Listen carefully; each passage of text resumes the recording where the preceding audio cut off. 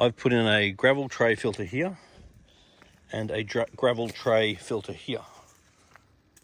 There it is there. So you don't hardly notice them, but last time I was here, you absolutely could not see the fish.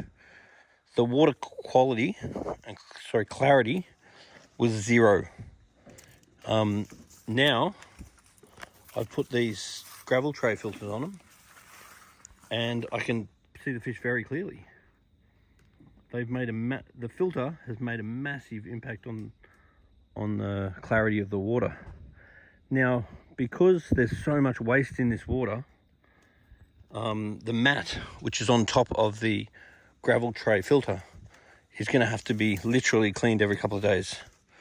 So when that gets too frustrating, that's why things like your awasa that backwashes is so wonderful, because it's so easy to keep clean. Now we're going to do a big vacuum out now and make sure this pond is like 1,000 times better. And the other thing to be aware of is with fish, eventually they get to know you, and when you walk up to the pond, they'll literally come up and want food. Now, obviously these fish don't know me, so they're not doing that, but also the number of fish makes a difference. So when you don't have too many fish, the fish tend to be more cautious. If you have more fish, the fish tend to have more confidence because they feel safer in numbers. So I'm actually really surprised, pleasantly surprised, how clear this water is, because when I installed that filter, I could not see it. Now I quite clearly see it. So the impact the filters had on the water clarity is remarkable. So we're just here, and this really beautiful pond, doing an aquarium professional service on it. Gonna make it look nice and beautiful. Now this pond is running a KH of 5 and a pH of 9. So it's very alkaline. And what that can mean is that at somewhere here there's exposed concrete, and the exposed concrete can raise the pH and KH level very high. Now in general, most fish have the ability to get used to that, though it is not ideal. And the other thing is that the high pH means that your ammonia is going to be very toxic, because the higher the pH, the more toxic your ammonia. So it's really important that you don't overfeed or overstock this pond, because the presence of ammonia, which is currently 0, would be very, very poisonous to the fish.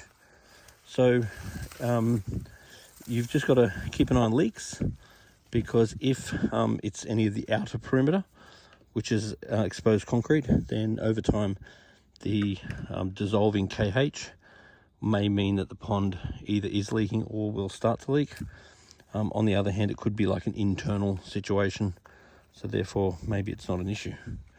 But if in doubt, what you would do, empty the pond, clean it all out, completely reseal it with waterproof sealer, and then you shouldn't have exposed concrete.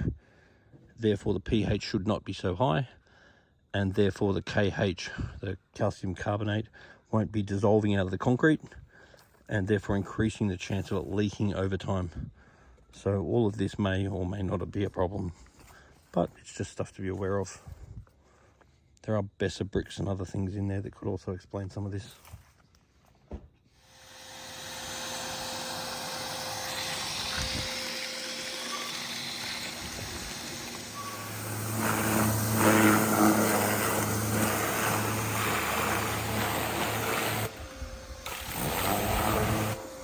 Just keep an eye on that vacuum.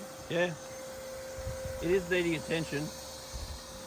We've got to make sure that any uneaten fish food is consumed by the fish in about 30 seconds, otherwise we're feeding too much.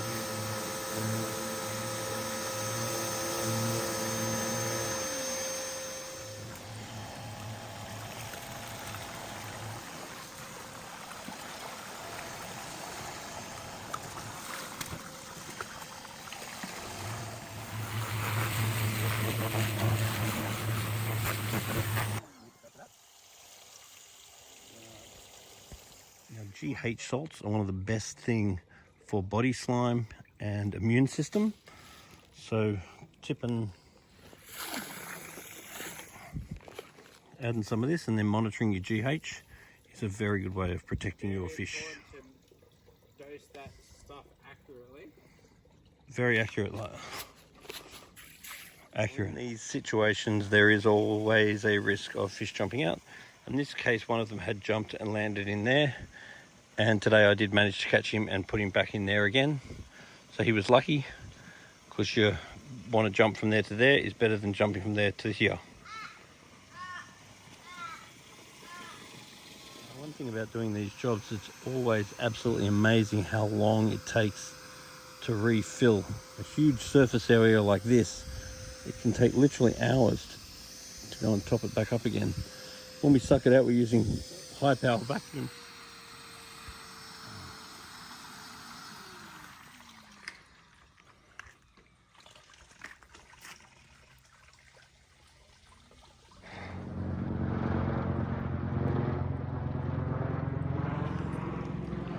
So this pond is currently filling up. Pumps are back on. So we've got a tray filter in there that's been doing a fabulous job, shooting the water that way, giving it a bit of kinetic energy and ruffling the surface very nicely for gas exchange. Then we have another tray filter that's sitting down in here, and that tray filter is returning water to the top. And the tray filters are surprisingly effective, especially for something so cheap and simple. So we're waiting for this water to clear up, but after a big vacuum and a big clean, it will look better than it's ever looked. But we are going to have to consider a reseal, because this concrete is over 10 years old. So therefore we might want to do a complete clean out, clean it all out, allow it to be resealed, move the fish over into that pond which we just cleaned out then, and then reset this up once it's been resealed. Now it's really important that you put the water ager in as you fill up the pond. So if you fill up about 5 centimeters, then grab your water ager, tip a little bit of it into the pond. Then when you fill up another 5 centimeters, grab the water ager again, put a bit more into the pond. And you're really looking to treat the volume of the pond each time you fill it up, because the way the water ager works is sodium thiosulfate and the various chemicals that are in it will bond to whatever it bonds to the most easily. So it'll look for chlorine, then it will look for chloramine, then it will look for ammonia, then nitrite, then nitrate. But it'll all be used up or bonded up within seconds. So you can't add the water ager, then add the water, because you can't expect the water ager to still be in the water, because it will have stabilized by the time the water is added. Every time I'm topping up my pond, I am going to make sure that I use a water ager for all top-ups and water changes. But when I am water changing, I will tend to want to add some GH conditioner, which will raise the salt and various minerals and so forth that are good for the environment, help the body slime, help the immune system. And I'll also want to check the KH level. In this case, the KH is high, so we do not need to add any KH, but the GH was fairly low, so we have actually buffed up the GH. So pH, GH, KH is something that I'll want to check on a regular basis. And when I'm topping up or water changing, they are the things that I will add.